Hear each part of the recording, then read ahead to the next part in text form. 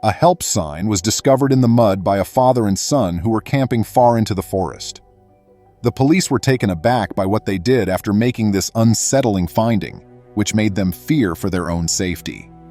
Sons and fathers like spending time together because it allows them to connect and get to know one another better. It's critical to have positive, solid ties with immediate family members.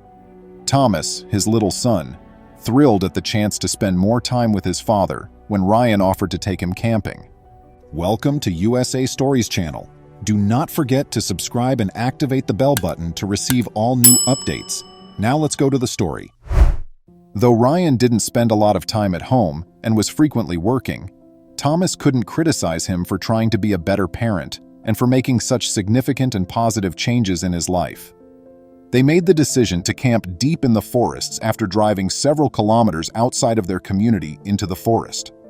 Ryan and Thomas were excited to reconnect with nature and partake in healthy bonding activities like fishing, building a campfire, telling tales, and toasting marshmallows on sticks, since the forest covered a large area and was breathtakingly beautiful.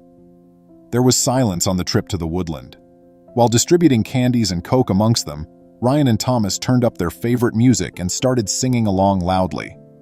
While driving, they didn't pass many other automobiles, but Ryan wasn't counting on it. People tended to choose a more direct path that skirted the greenery because the forest extended for kilometers on end. The occasional automobile would pass them, but that was all. There was no doubt that the excursion would be peaceful and enjoyable. There was a time when they passed a big crowd of people standing by the road, everyone in brightly colored coats, but Ryan and Thomas didn't really pay them any mind, just a quick glance. After pulling into a lay-by, they spent hours walking through the woodland to find the ideal location for their campsite. Ryan was aware that there was a large creek that ran for kilometers someplace among the woods. They could probably track down and hunt their own food, and there was a fair possibility they would encounter some of the local fauna if they set up camp there.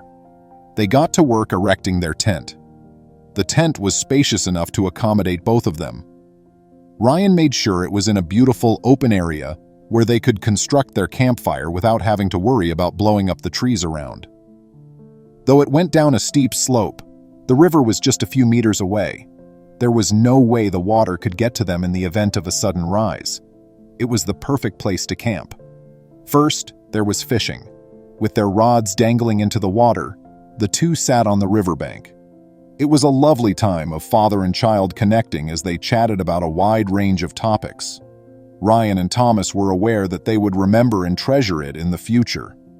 Regretfully, it appeared that no fish, or at least none that were interested in being caught, were in the river.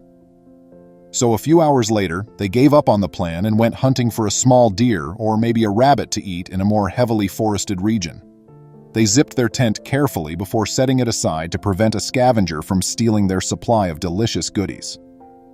For a duration of 5 to 10 minutes, the father and son strolled silently, listening for any noise made by nature. When they eventually came to a split in the trail, Ryan took one direction and his son Thomas took the other. It appeared that the pathways reunited some 100 meters farther on, suggesting that nothing untoward could occur during that duration. They made every effort to remain very quiet as they parted ways. Being as silent as possible is, after all, part of the art of hunting. Any disturbance may frighten the animal away and ruin your chance of catching it. Ryan and Thomas both searched the floor for any new footprints they might track, but there was hardly any sign of any creatures at all. Thomas broke into a startled yell. He had discovered something completely unanticipated, something that made him shiver. His father hurried over, fearing that his son could have seen a predator pursuing them or something similar. Not even a predator stalking them could compare to what he saw. With mouths agape from amazement and dread, Ryan and Thomas both looked down at the ground. One word was scribbled there in big letters in the partially dried mud: help. Ryan's and Thomas's blood ran cold since it appeared like the letters had been penned not too long ago. Neither of them had seen another person since leaving the lay-by beside the forest, and there were no other overt indications that anyone else was in the area. They were alone there as far as they knew. and just who had penned that awful word. Ryan had a sudden memory of the drive into the woodland. A mile or two farther down the road, he recalled seeing the people in the high-visibility jackets. Perhaps there was a search party, and there's a chance the word scribbled in the mud had anything to do with the search team. They hurried back to the car and headed toward the location where they had spotted the search crew. It transpired that Kayla was the girl the gang was looking for. A few days prior, she had walked out from her house, and her whereabouts were thought to be in the forest. There were several reasons why this was risky. There were many different natural hazards and impediments in the forest, but there were also dangerous creatures that may attack if provoked. Kayla was experiencing many mental health problems, including a significant developmental delay, which exacerbated the situation. She was 19 years old, but her mental age was closer to 6 or 7. She would undoubtedly be terrified and perplexed. It was, therefore, crucial that she was discovered to be alive and well.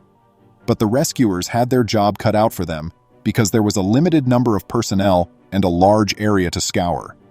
After Ryan and Thomas told them what they had seen, the rescuers arrived on the spot and began searching the area for any more signs of life within an hour or two. They had optimism that Kayla was still alive and undamaged because it was the best lead they had found thus far. They cried out and searched the ground for tracks, but it took them only 30 minutes to find Kayla in the most unlikely place, alive and healthy. And all of it was because of what Ryan and Thomas had done, which startled the responding police officers.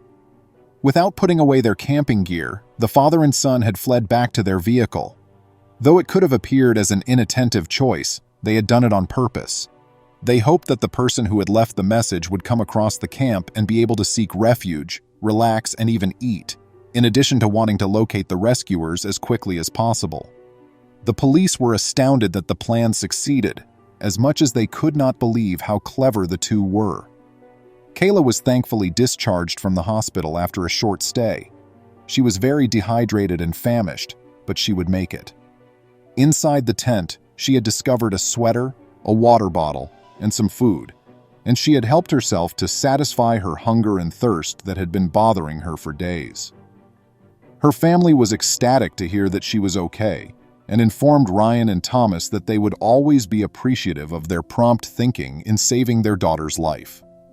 The father-son relationship was strengthened by this event, which also spared the unfortunate girl's life. Undoubtedly, the fact that some people delayed taking action and were reluctant to act was what ultimately prevented the worst from happening. It is now up to you. What were your thoughts on this amazing tale? If you had found such a strange and mysterious letter in the dirt, how would you have felt? Would you have responded promptly or disregarded it? Please feel free to share your ideas and opinions in the space provided for comments below, as we always appreciate hearing from you.